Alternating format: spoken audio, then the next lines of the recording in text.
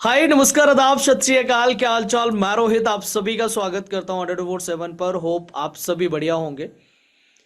हम आप पिछले कई दिनों से देख रहे होंगे कि हम बराबर जो है एक सीरीज चला रहे हैं जहां पर MSCT 3 ईयर LLB के रिजल्ट अनाउंस होने के बाद हम टॉपर्स के साथ में उनकी जर्नी शेयर कर रहे हैं कि कैसे उन्होंने प्रिपरेशन करी, क्या रहा, क्या अप्स एंड डाउन्स आए, क्या चीजें रहीं, कितने घंटे पढ़ते थे, वो सारी चीजें हम यहाँ डिस्कस कर रहे हैं। वो आपके साथ में उनकी जर्नी शेयर कर रहे हैं कि इस स्कोर तक वो कैसे पहुंचे। और आप सबके भी क्वेश्चंस आते हैं, उनको भी इनसे पूछा जाएगा। सो आज हमारे साथ में पृथ्वीराज जी हैं। पृथ्वीराज, वेलकम पृथ्वीराज। कैसा लग रहा है आपको? रिजल्ट आने के बाद में कैसा लगा था और आपका स्कोर कितना है, परसेंटाइल कितना है? Thank you sir. रिजल्ट आया तब तो लग रहा था कि मतलब 95 के आसपास होगा। लेकिन जब चेक किया तो 99.30 था। तब फिर अच्छा लगा सर देख के, क्योंकि मेरा रॉ स्कोर ही 101 102 बन रहा था। लेकिन जब 5 ईयर्स वालों का रिजल्ट आया था तो वो बच्चे बोल रहे थे कि मेरा 98 था, 102 था। लेकिन मेरी परसेंटाइल 94 95 आई है। तो वो टाइम पे लगा था कि कहीं मेरी भी ना गिर जाए परसेंटाइल। इससे सर थोड़ा सा वो था कि मतलब रिजल्ट क्या आएगा। फिर बाद में अच्छा लगा सर, 99.30 आया था। Okay perfect. मतलब इसमें ऐसा हुआ आपके साथ में, जैसे बाकी के आपने बताया कि अभी एक बच्चे से पूछा होगा कि उसका 94 95 परसेंटाइल आया था, बट आपका 99 पॉइंट कितना है आपका? 30 सर। 30 परसेंटाइल है। तो अगर आपका इतना परसेंटाइल परसेंटाइल आया है तो आपका शिफ्ट टफ होगा, जिसकी वजह से आपका स्कोर यहाँ तक पहुंचा है। जहां पे अब इसमें क्या होता है ना, परसेंटाइल को जिस शिफ्ट का इजी होता है, टफ होता है, उस पे एक पॉइंट पे लाके ये रख देते हैं ताकि किसी भी स्टूडेंट के साथ में गलत ना हो। तो आपका हाँ अप्रोक्सीमेटली रॉ रॉ स्कोर जो है वो 101 102 बन रहा था हाँ सर। फाइनल आंसर की के बाद में। जी सर। ओके। तो अभी अगर मैं बात करूं तो अब आपका कौन सा आप कॉलेज टारगेट कर रहे हैं? सर मैं तो जीएलसी टारगेट कर रहा हूँ, लेकिन लास्ट टाइम शायद सर 99.48 कट ऑफ गई थी शायद से। तो ओके, जीएल का तो आईएलएस पुणे। ठीक है, परफेक्ट हो जाएगा तुम्हारा। तो अभी महाराष्ट्र से हो या फिर आप किसी अदर स्टेट से? सर मैं महाराष्ट्र से मुंबई में रहता हूँ सर। आप मुंबई में रहते हैं। जी सर। थोड़ा सा अपने बारे में बताओगे पृथ्वीराज की, आपका study background, family support and बाकी की सारी चीजें। जी सर। सर मेरा बैचलर्स 2023 में कंप्लीट हुआ था पॉलिटिकल साइंस में। उसके ओके। बाद उसके बाद मैंने मास्टर्स किया बिजनेस इकोनॉमिक्स में, जो अभी जिसका रिजल्ट लास्ट मंथ ही आया। और सर घर में तो मैंने अभी तक किसी को बताया नहीं है। जब कॉलेज अलॉट हो जाएगा तो बता दूंगा। अभी घर वाले वीडियो देख लेंगे, ये वीडियो शेयर नहीं करोगे क्या? सर दोस्तों को दिखा दूंगा, घर वालों को जब तक नहीं बताऊंगा, घर कॉलेज नहीं मिलेगा तब तक नहीं बताऊंगा। ओके ओके, तभी वीडियो शेयर करोगे घर में कि हाँ मैंने ऐसे ऐसे कर लिया। सही है। तो एक सरप्राइज देने वाले हो कि मुझे आईएलएस मिल गया।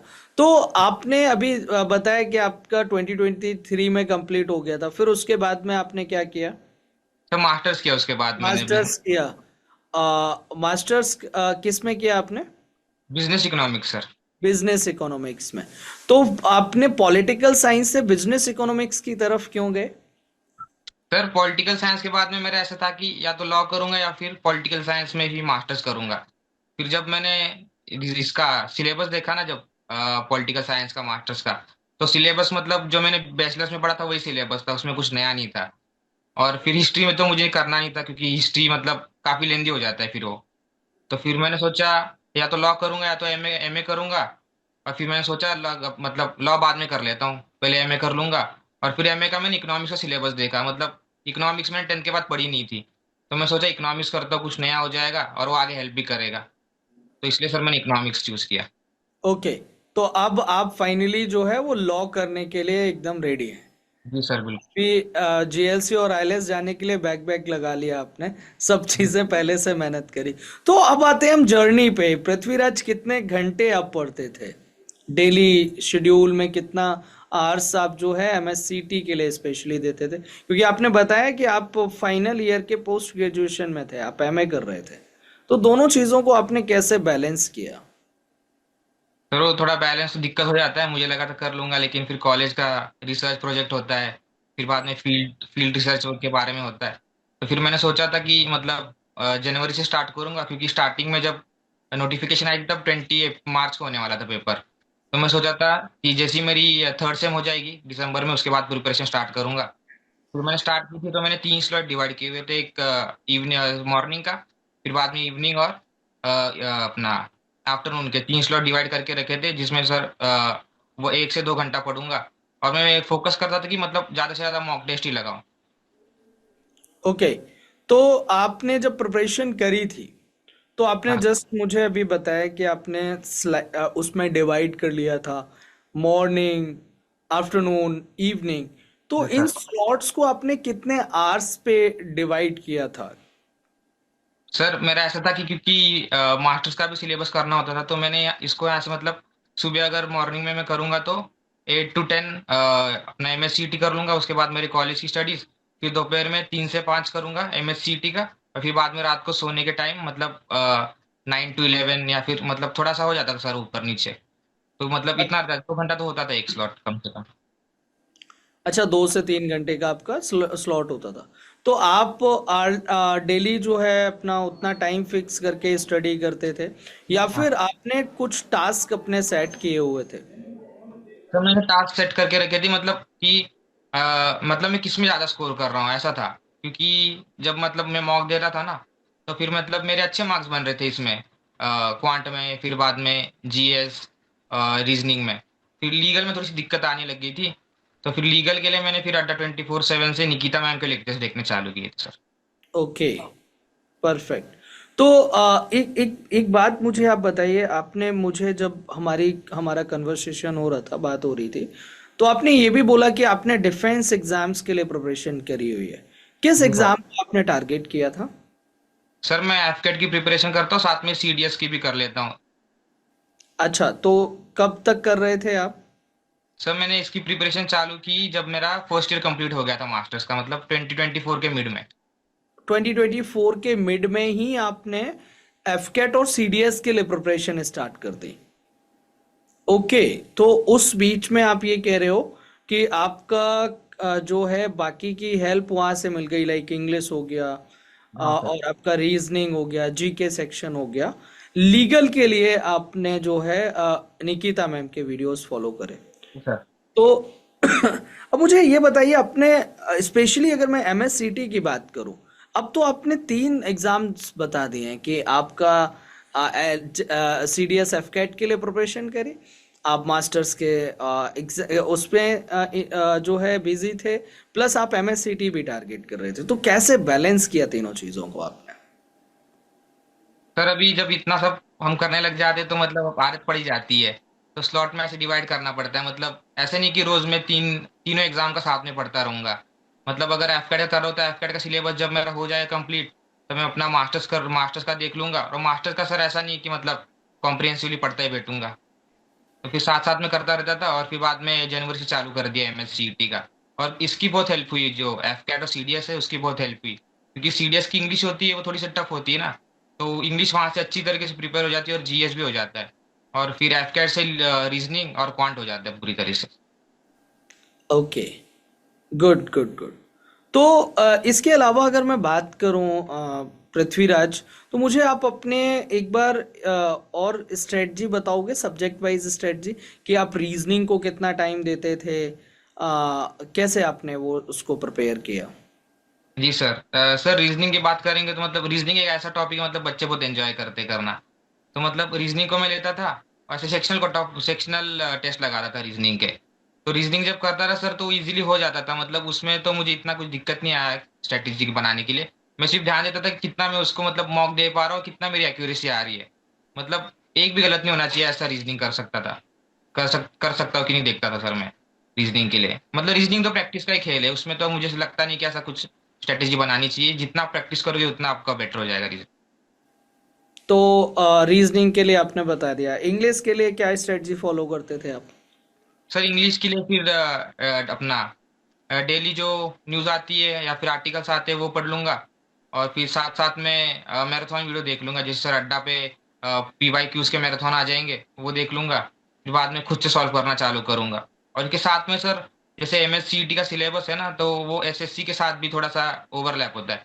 तो एसएससी के मैं इंग्लिश के क्वेश्चन सॉल्व कर लेता था, मतलब उससे इंग्लिश भी कवर हो जाएगा। Okay okay.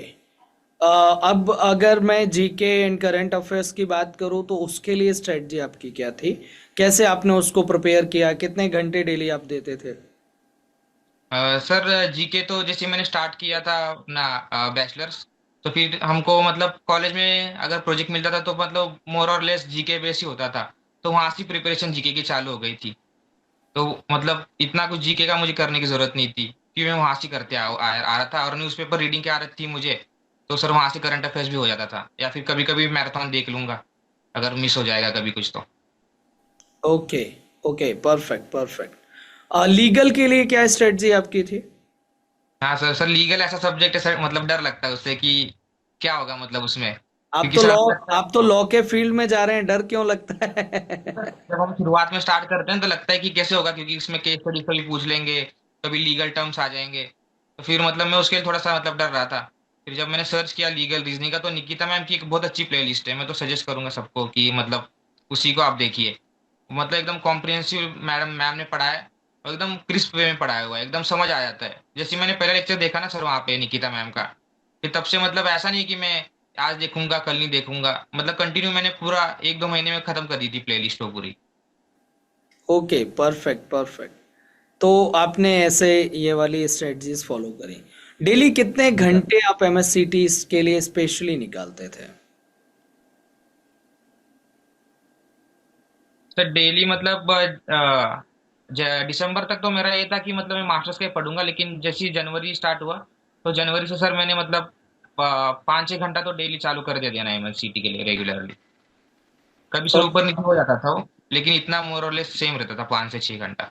तो वो तो चलो, एग्जाम इस बार मई मंथ में हुआ था तो 5-6 महीने थे।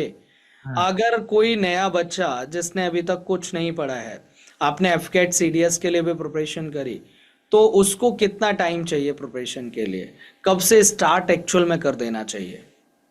तो स्टार्ट तो मैं कहूंगा जितना जल्दी मतलब कर सकते हो कर लो, क्योंकि अगर आप जीएलसी या फिर आईएलएस के लिए एम कर रहे हो तो मेहनत करनी पड़ेगी सर। तो जितना आप जल्दी स्टार्ट करोगे उतना आप रेस में आगे रहोगे। तो मैं तो कहना चाहूंगा कि मतलब अगर आप अभी से स्टार्ट कर रहे हो तो फिर आप बहुत बच्चों से आगे रहोगे रेस में। Right right right. और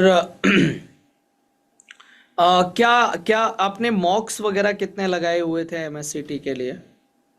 हाँ सर। सर मतलब पहले तो मैं सेक्शन मॉक लगाता था, क्योंकि मेरा लीगल पूरी तरह से हुआ नहीं था पढ़ के। तो सर फिर जब फेब मिड आया था तब से मैंने फिर मॉक लगाना चालू कर दिया। तो मैं दिन में 2-2 3-3 मॉक ऐसे देता था डेली। ओके, ठीक है, परफेक्ट। तो डेली आप ऐसे मॉक 2 से 3 मॉक्स डेली देते थे। कभी मॉक्स में आपका स्कोर कम हुआ होगा, कभी ज़्यादा आया होगा। तो कभी डिमोटिवेशन आपको फील हुआ कि यार अब नहीं हो रहा है, पृथ्वीराज अब छोड़ देते हैं यार, अब बात बन नहीं रही है, ऐसा कुछ आया अंदर से मन में? नहीं सर, वैसा तो कभी नहीं आया, क्योंकि सर लॉ मतलब एकदम उसके लिए ये था कि जीएलसी चाहिए चाहिए। तो कभी ऐसा डिमोटिवेशन तो नहीं हुआ था। लेकिन जब एग्जाम ऐसे आगे चली गई ना, पोस्टपोन हो गई थी, तो फिर वो मेरे क्लैश कर रही थी मेरे एमए के एग्जामिनेशन के साथ। तो मतलब जब अप्रैल अप्रैल एंड में मेरी एग्जाम थी मास्टर्स की, और उसके पहले हमारा वाइवा चल रहा था, फिर प्रोजेक्ट्स वो सब बहुत लेंदी प्रोसेस हो गया था, उसमें मुझे बिल्कुल टाइम नहीं मिला रिवाइज करने के लिए। और जब मैं सोचा था रिवाइज करूंगा तब तक टाइम टेबल आ गया कॉलेज का। और फिर उसमें मेरी कॉलेज की जो लास्ट एग्जाम थी वो 3 मई को थी, जिस दिन मेरा ये था अपना एग्जाम था लॉ सीईटी का। तब मुझे लगा कि एग्जाम दूं कि नहीं दूं, क्योंकि ये दूंगा तो कॉलेज का एग्जाम छूट जाएगा। तो फिर मतलब मैंने मैम से बात की कॉलेज के, तो मैम ने बताया कि एप्लीकेशन दे दो, तुम्हारा एग्जाम बाद में ले लेंगे। तो सर तब गया लॉ सीईटी करने, तब थोड़ा लगा था कि दूं कि नहीं दूं। बाकी तो सब बाकी तो इतना कुछ हुआ नहीं कि डीमोटिवेशन फैक्टर ऐसा कुछ नहीं था। Okay okay. अब अगर हम बात करें तो जो बच्चे अभी स्टार्ट कर रहे हैं, तो उनको आप क्या सजेस्ट करना चाहोगे कि कैसे वो करें, क्या उनकी स्ट्रेटजी हो, क्या कुछ यूनिक करें कि उनको जीएलसी मिले, आईएलएस मिले? सर मैं तो ये बोलूंगा कि पहले आप अपने पीवाई क्यूज देख लो, सिलेबस देख लो, और उसमें मतलब बच्चे को मालूम पड़ जाता है उसकी स्ट्रेंथ क्या है, वीकनेस क्या है। मतलब कोई कोई बच्चे क्वांट में थोड़ा सा वीक हो जाए होते हैं, और कोई कोई किसी का इंग्लिश वीक होता है, क्योंकि वरना कोई लैंग्वेज मीडियम से आते हो। तो मतलब अपनी वैसे पीवाई क्यूज देख के देख लो कि कहाँ आप लैग कर रहे हो, और फिर वैसे इंप्रूव करो। और ये नहीं कि कहाँ लैग कर रहे हो, जो आपका स्ट्रांग पॉइंट है उसको भी स्ट्रांग बनाने की कोशिश करो। मतलब अगर उसमें 25-20 क्वेश्चन आया तो उसमें से आपका कोई रॉन्ग नहीं होना चाहिए स्ट्रांग पॉइंट में।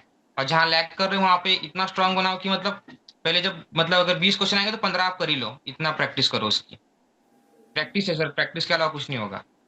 ओके, ठीक है, मतलब प्रैक्टिस जितना ज़्यादा कर सकते हो उतना करो। और हाँ पहले आपने बताया कि जो सिलेबस उठाओ, वीक एरियाज देखो, और जो स्ट्रॉन्ग पॉइंट्स हैं उनको देखो, और उसके अकॉर्डिंग अपनी स्ट्रेटजी बनाओ। जी परफेक्ट। सर।